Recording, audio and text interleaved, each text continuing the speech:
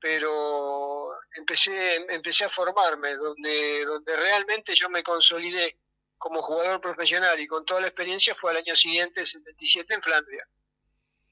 Ya nos metemos en tu llegada al conjunto canario. ¿Cómo se dio esa llegada a Flandria? ¿Cómo fue la posibilidad para llegar hasta acá?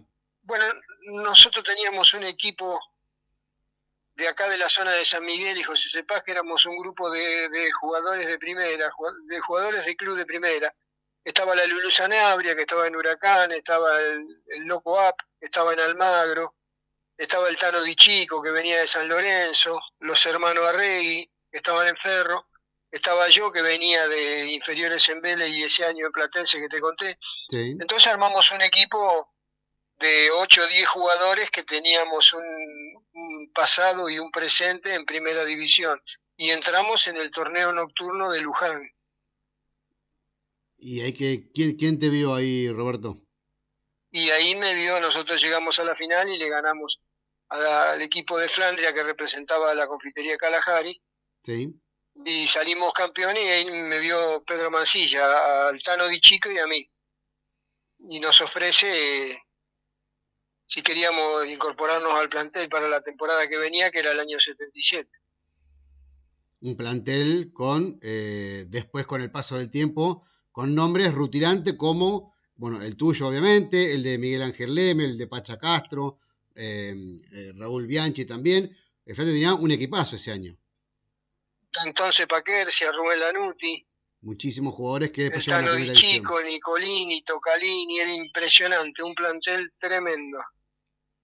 Plantel guapo también, ¿no? ¿Cómo? Un plantel guapo, me refiero a un plantel bastante aguerrido, fuerte, de carácter.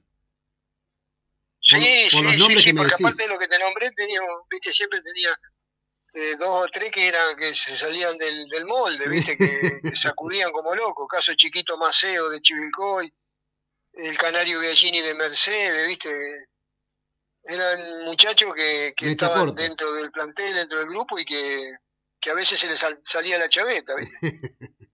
A veces, encima, antes en el ascenso, eran partidos bravos. Jugar en el ascenso, jugar en la B, en la vieja B, digamos, era bravísimo.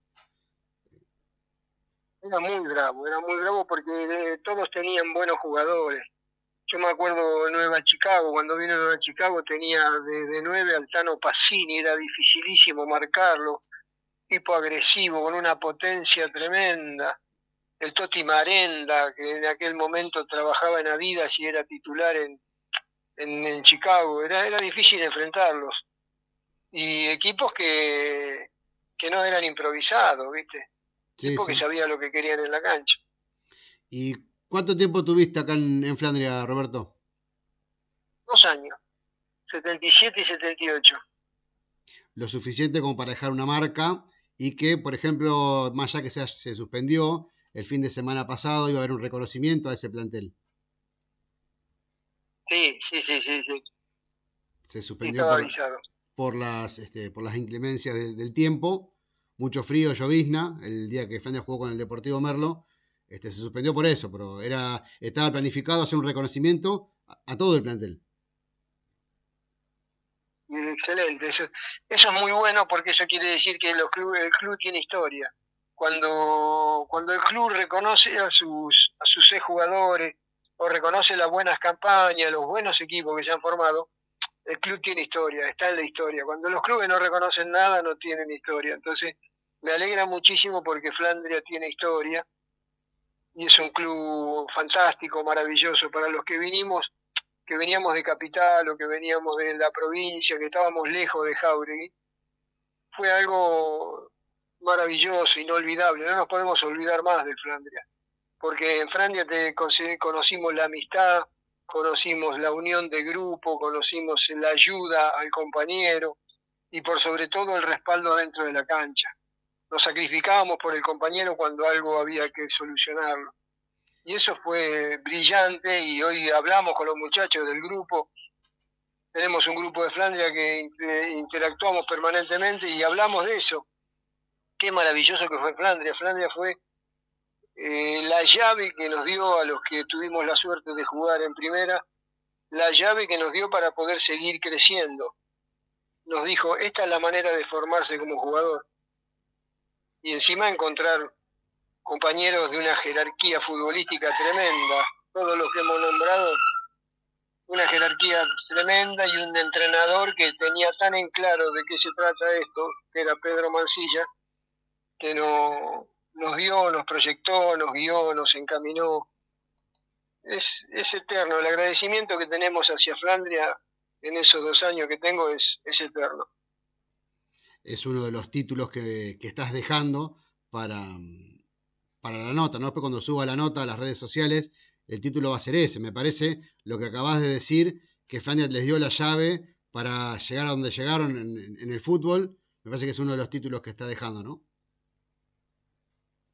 Sí, claro, claro. Siempre en el fútbol hay que hacer algo más, hay que dar una media vuelta de rosca más, ya sea entrenar más, quedarse entrenando, llegar más temprano, irse más tarde. Hay un montón de secuencias que los chicos lo han ido descubriendo y lo van haciendo. Pero nosotros teníamos un plus con el Tano Di Chico, porque el Tano Di Chico también ha tenido una incidencia muy grande, ha sido un tipo que empujó, que vamos, que no te quede, acompañame. Y nosotros, por ejemplo, los días jueves, todos los jueves, nos íbamos de Jáuregui a la AFA.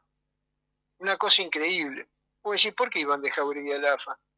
Porque en AFA, no me acuerdo si tercero o cuarto piso, estaba la sala de periodistas y daba la información de todo lo que iba a ocurrir el sábado. Entonces daba la información y daba la formación de los equipos. Entonces nosotros íbamos con el Tano, nos sentábamos en el pasillo afuera de la puerta de sala de periodistas y ya sabían 2 o 3 periodistas de Rivadavia de aquel momento, está Pasucci y Di Chico, que son jugadores de Flandria, a ver cómo forma Flandria.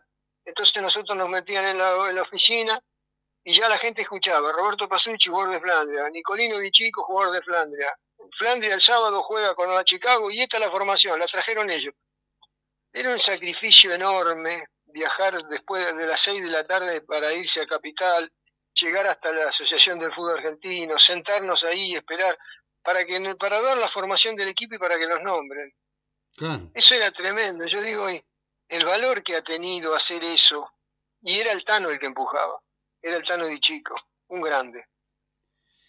Roberto, después, obviamente la carrera de futbolista continúa, sigue, tuviste un paso por Huracán, por Chacarita, ¿qué reflexión nos das de los pasos por esos clubes antes de llegar a Boca? Sí, Flandria me vende a Chacarita, yo voy a Chacarita. Sí. Y juego el año 79 y desciende Chacarita. Y yo tuve la suerte del técnico que teníamos en Chacarita, que era Rodríguez Soane, pasa de ser técnico de Huracán en el año 80. Y lo primero que hace me pide, porque nosotros tuvimos la mala suerte de descender de la A a la B con Chacarita, pero yo tuve un año futbolístico tremendo, maravilloso. Muchas veces la desgracia de algunos es la suerte de otros, ¿viste? Claro, sí, Eso suele pasa. ocurrir. En el fútbol suele ocurrir. En el fútbol suele ocurrir. Y eso fue lo que pasó. Yo tuve un año futbolístico tan bueno, pero tan bueno, que cuando el Rodríguez Soane agarra como técnico y dice, tráigame a Pasucci de Chacarita a préstamo, una temporada a préstamo. Y en el año 80 voy a Huracán a préstamo, pedido por él. Sí. Con tanta suerte que el número 5 de Huracán, que era el negro Gallardo, negro de pelo largo, jugaba muy bien. Sí. Antes de empezar el campeonato, tiene problemas de contrato, se pelea con el presidente, empiezan a decirse cosas, que lo cuelgo, que no lo cuelgo. Y entre todo ese quilombo estaba yo ahí entrenando como jugador nuevo y como número 5. Entonces me dan la número 5. Y debuto en la cancha de Huracán contra Talleres de Córdoba y la gente no sabía quién era yo. La verdad que la gente no me conocía. Y me acuerdo que fue mi mamá y mi esposa a la cancha y me contaron después cuando dieron la formación del equipo y te nombraron a vos, la gente se quería morir, no sabía quién eras vos. Y terminé siendo la figura de la cancha, la rompí ese día la rompí, Por eso te digo, la desgracia de uno es la suerte de otro. El negro Gallardo, pobre, después tuvo que sentarse a arreglar su contrato de cualquier manera porque veía que había perdido el puesto con lo que había pasado en la primera fecha. Y evidentemente lo perdió porque todo el año fui titular. Claro, hiciste provecho de manera, obviamente, de manera leal, en la competencia del Sí, futbolista. no, no, Hiciste claro, provecho de la situación, aprovechaste el momento para poder adueñarte de las 5 de Huracán. exactamente. Y ese año vamos a jugar un viernes a la noche a la Bombonera contra Boca y un periodista que estaba cubriendo era Silvio Marzolini. Marzolini en el 80 estuvo de periodista y cubría Boca. Sí. Y le ganamos 4-1 en la Bombonera y yo jugué un partido excepcional. Yo creo que habrá sido el mejor partido de mi vida. Huracán 4, Boca 1, viernes a la noche en la Bombonera. Ese día Marzolini me anotó y cuando formó el equipo que vino, que lo llamaron para ser el técnico del año 81, cuando llegó Maradona, habló con Miguel Ángel Brindisi, que con Miguelito habíamos hecho una linda amistad, concentrábamos juntos, Sí. y le dijo, mira, Miguel, te estoy pensando en un jugador que fue compañero tuyo, pero no para titular, sino para que me cubra varios puestos, porque juega de 2, de 4, de 8, y me gusta, que es Pasucci. Uy, el Tano, tráelo, ese te pela los tobillos. Le dijo Miguel, tráelo que te va a pelar los tobillos de varios. ¿Y estaba Y bueno, equivocado? y así fue como llegó a Boca. ¿Estaba equivocado, Roberto? No. ¿Cómo? ¿Estaba equivocado? Digo que ibas a pelar los tobillos, ¿no? No, no, no, no. No, no, no, no, no. Fue un... Yo, vamos a ponerle algo de comicidad. Sí. Pedro Mancilla, cuando me pone de defensor, me dice, si vos ves que no llega a anticiparlo, si vos ves que recibe la pelota y vos llegas tarde, talonearle un poquito. Ese talonearle un poquito era pelarle los tobillos. O sea que la culpa es de Pedro Mancilla, no es mía. Yo le hice caso a lo que me dijo Mancilla. Claro, exactamente. Aparte, en esa época no se jugaba vendado, sí.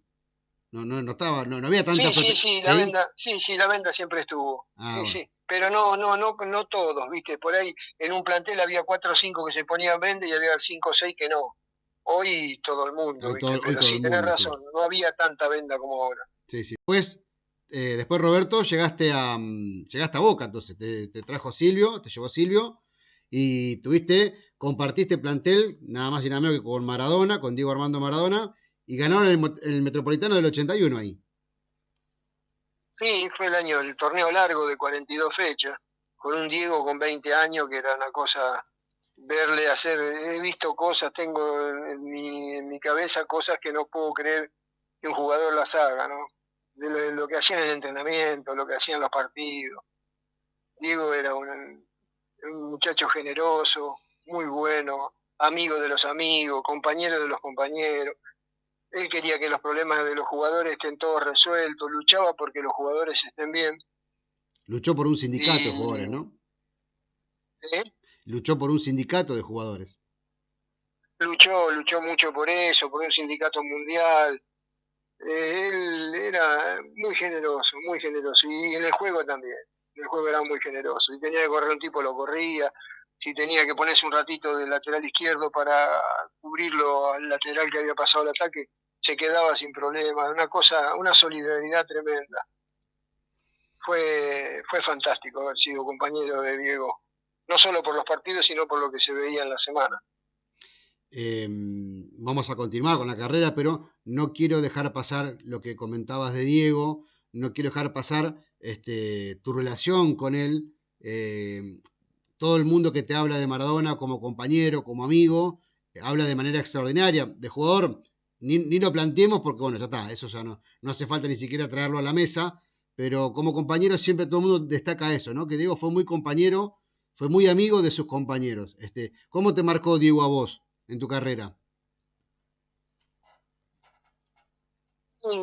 Yo tuve la suerte de considerarme amigo de Diego, tuve la suerte de considerarme amigo.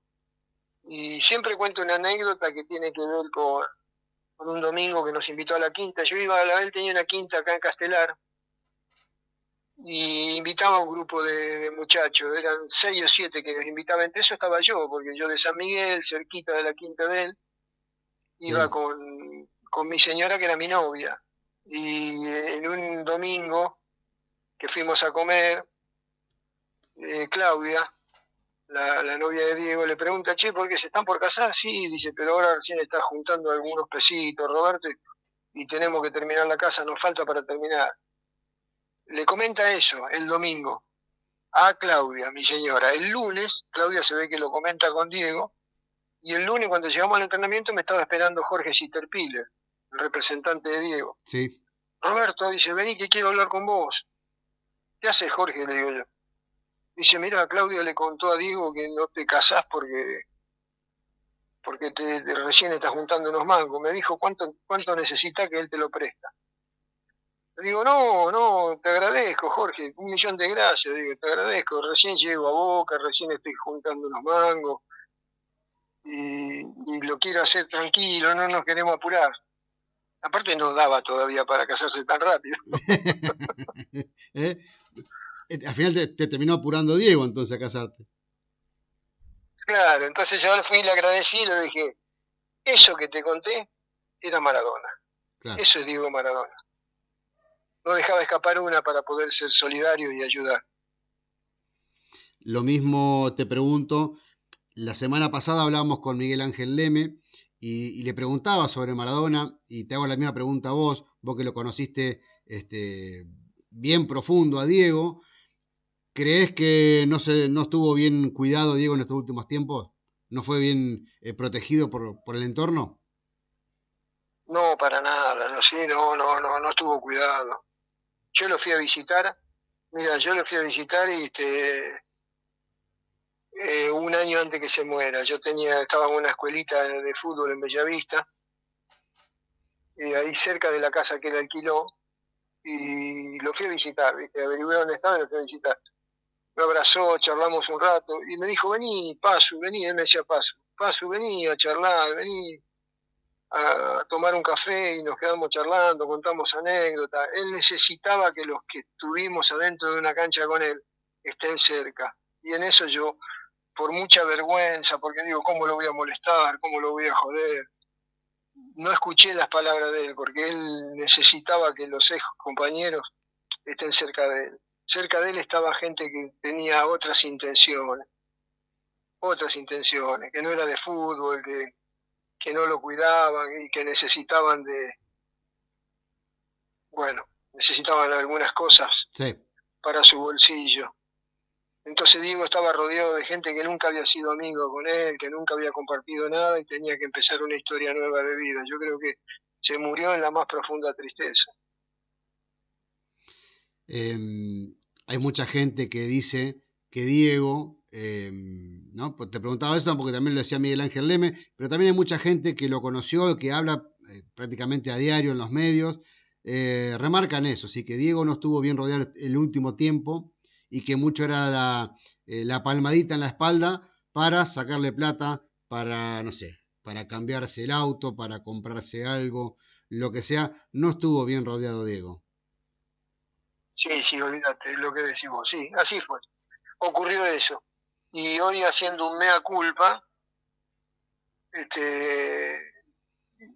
tengo una parte, si yo hubiese escuchado bien lo que él me dijo, hubiese ido a hablar con él por lo menos 1 o 2 veces por semana, pero me daba tanta vergüenza, me daba tanto miedo ir a molestar, que yo creía que lo molestaba, y no, al contrario, yo lo curaba si iba. Estaba pidiendo... Pero bueno, le pasó a todos los que hablan, todos los que fuimos compañeros de él, todos dicen lo mismo. Esto que te estoy diciendo lo dicen todos, que él a todo el mundo le decía, vení a charlar, venite y quédate conmigo. Lo que pasa es que hubo un momento que él entró en un mundo distinto a lo que es el nuestro. Es otra gente la que tenía que estar cerca de él y la que en algunas cosas lo hacía feliz.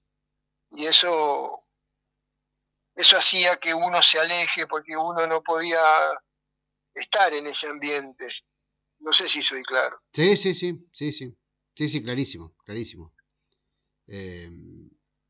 Bueno, ahí ya te digo, muchos compañeros, mucha gente que está en los medios, como por nombrarte 2 o 3, qué sé yo, Goicoechea, que lo que fue compañero de él en la selección, ni hablar de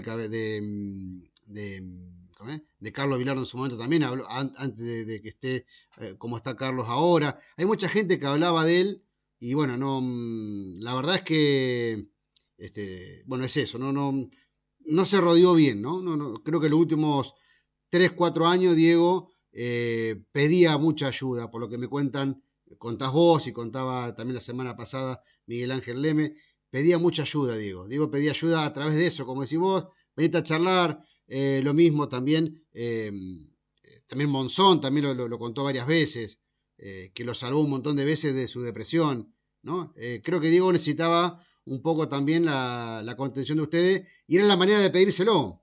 Pero bueno, también el entorno tampoco los dejaba acercarse mucho a ustedes.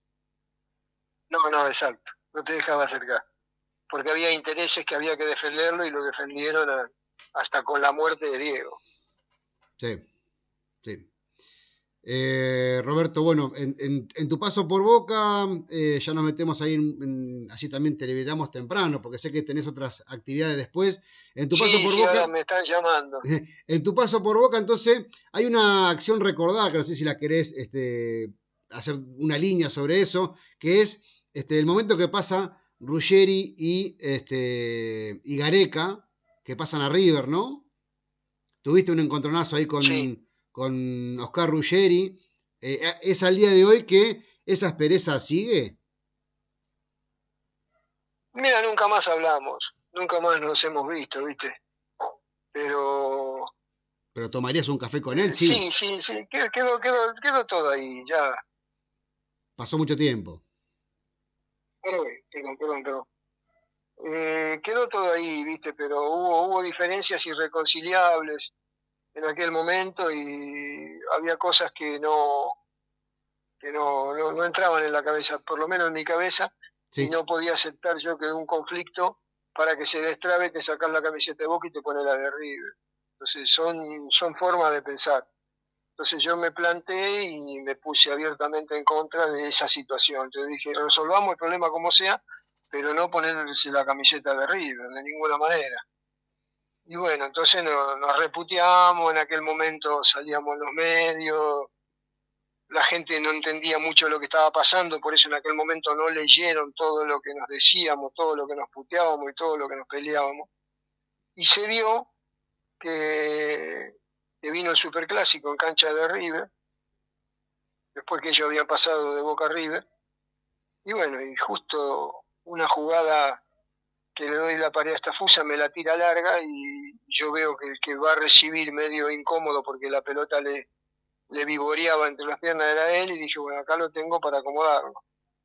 lo Y fui, educo. me tiré a romperlo, Claro, sinceramente. Esa es era, la verdad. era la apuesta tuya era marcarle la actitud que él había tenido, que para vos no había sido la correcta, ¿no? En ese planchazo. Eh, Exactamente, yo le mostré lo que yo pensaba, lo que yo pienso y lo que pensó el hincha de Boca porque salió ovacionado de la cancha. Sí, sí, sí. Eh, es esto, o sea, esta patada con intención de rotura, ¿viste? Pero tan inteligente que se levantó y giró y entonces sacó el pie de apoyo y fue solo un raspón. Este, Por suerte para mí, porque si yo le hubiese lastimado seriamente hubiese sido para mí un problema. no, hoy te arrepentís de eso para cerrar el tema No, no, no, no me arrepiento porque era el sentimiento que yo tenía, era lo que yo pensaba y lo que yo expresaba en cada reunión. Yo en cada reunión le estaba diciendo, esto no, por este camino no, muchachos, hay miles de formas de resolver el problema, pero no es este el camino. Y hicieron oídos sordos y siguieron por ese camino. Entonces yo no me arrepiento. Eh, en Unión de Santa Fe lograste también el ascenso a Primera División, ¿no? En el año 89, 90, por ahí fue. Correcto. Sí, Ese lograste el fue, ascenso, el 89. quedó una agrupación en Santa Fe que se llama Glorioso 89, porque lo que pasó fue que justo jugando en el torneo Nacional B, buscando el ascenso, Sí, eh, viste cómo están ahora los playoffs, sí, y nos vamos eliminando de un lado del otro, y estaba Colón y estábamos nosotros, y todos queríamos no llegar al enfrentamiento. con tanta desgracia que llegamos al enfrentamiento en la final. El que ganaba se ascendía a primera A y el que perdía se quedaba en la B. Historia Y pura, ¿no? llegó con Colón. Sí. Y yo como capitán de ese equipo, la verdad que tuve mucha suerte y mucha alegría, porque ahora cuando voy a Santa Fe, siempre hay algún hincha de Unión que te reconoce y te saluda, te agradece. No durmió, la ciudad de Santa Fe tuvo 15 días sin dormir. Y porque pasa que no es solamente una final por el ascenso, es una final con tu clásico rival, ¿no? Es algo que después queda marcado en la historia eso. No, es una final por el ascenso y es una final por el descenso, Claro, porque no, los que ganamos que éramos nosotros, fue la gloria eterna. Y los que exactamente. perdieron que fueron ellos, fue el descenso. Sí, Que yo en una nota que me hicieron una vez en Santa Fe, que yo dije, qué injusto que fueron los dirigentes de Colón, porque si el plantel ese, que perdió con nosotros, llegó hasta la final ganándole a todos, menos Unión de Santa Fe, lo tenían que haber respaldado y se garantizaban el ascenso al año siguiente. No, de la bronca por lo que pasó, los echaron a todos, no quedó uno. claro. No, no, no supieron, no supieron ver la posibilidad que con esa base tenían gran parte solucionado para el campeonato que viene. Claro, Sí, pero te digo que la gente no durmió. Todavía hoy siguen cargando. ¿Eh? Vos vas a Santa Fe, todavía ustedes no hablen que el 89 lo mandamos a la B. y Es sí, tremendo. sí, sí, sí. Es lindo, el folclore del fútbol. Roberto, te agradezco un montón. Después, bueno, cerraste tu carrera como jugador, tuviste algunos pasos como entrenador también. ¿Querés contar en resumido cómo fue tu carrera como entrenador también? Como entrenador empecé en Leandro en Alén, dirigí una temporada, después estuve en Albois haciendo un interinato y Sí, después me fui a Paraguay. En Paraguay dirigí Sportivo Trinidense y Sportivo Luqueño y me salió la posibilidad de ser scouting para Benfica de Portugal. Vino el manager de los scouting del Benfica de Portugal a Paraguay y sí. el presidente me dijo, ¿por qué no lo acompañás? ¿Por qué no lo ayudás a ver jugadores? Y hicimos una buena amistad y me dijo, ¿vos querés seguir dirigiendo? ¿Te gustaría ser scouting del Benfica? Y dije, sí, sería fantástico. Y bueno, ahí me vine a vivir a Buenos Aires nuevamente porque estaba en Paraguay y empecé a trabajar como scouting de Benfica. Y desde ahí no paré hasta el día de hoy, porque después me pasé a Boca, estuve 4 años en Benfica, cuando terminó mi contrato me incorporé en Boca ahí por el año 14, o 2014, y acá estoy, trabajando de scouting, algo que me gusta muchísimo, captador de jugadores. Está bueno, es una de las cosas que te deja el fútbol, los conocimientos y poder ver jugadores desde todo el país que después puedes empezar a ubicar en diferentes equipos o traer a Boca en este caso. Pero bueno, eso es otra de las cosas también que te enseñan, ¿no? Te va enseñando también el fútbol. Pero, a ver, como para darte un cierre, Sí, di vuelta por todos lados, por todos lados. Jugué en un lado, jugué en el otro, dirigí en un lado, busqué jugadores en el otro. Pero siempre hay un eje que es de donde uno sale y que tiene que ver con el Flandria del 77. Cuando yo quería hablar de un defensor, siempre me venía a la mente Raúl Bianchi. Cuando quería hablar de un marcador de punta, me venía a la mente el Tano Di Chico. Cuando quería hablar de un ocho asesino, aguerrido, tremendo, que te rompía la boca con las manos, hablaba del Cabezón Leme. Cuando quería hablar de un goleador que te arrancaba el arco, hablaba del Antón Cepacuercia. Y así de todo, de Miguel Ferrera, del Pacha Castro, del Chiquito Maceo, no me quiero olvidar de nadie, de José Papalardo, de Rubén Lanuti, de, de Chiquito Benítez, todos jugadores que realmente han quedado en mi corazón y han quedado muy grabados a fuego y que me han ayudado cuando yo he seguido la carrera, porque siempre me venía a la memoria lo que ellos hacían, lo que ellos me decían. Fueron mi maestro dentro de la cancha. Para todos ellos yo les mando un fuerte abrazo desde el corazón. Roberto, te agradezco un montón. Muchísimas gracias por estar en Somos Hinchas Radio, ¿sí? Darle la posibilidad al hincha que te escuche y te pido la última palabra para el hincha de Flandria y te libero. Muchas gracias. Al hincha de Flandes, muchas gracias por el cariño, por el afecto y por haber sido parte de mi vida futbolística, que es lo que te acabo de decir. Así que el agradecimiento eterno. Espero que dentro de poco nos estemos viendo. Roberto, muchísimas gracias.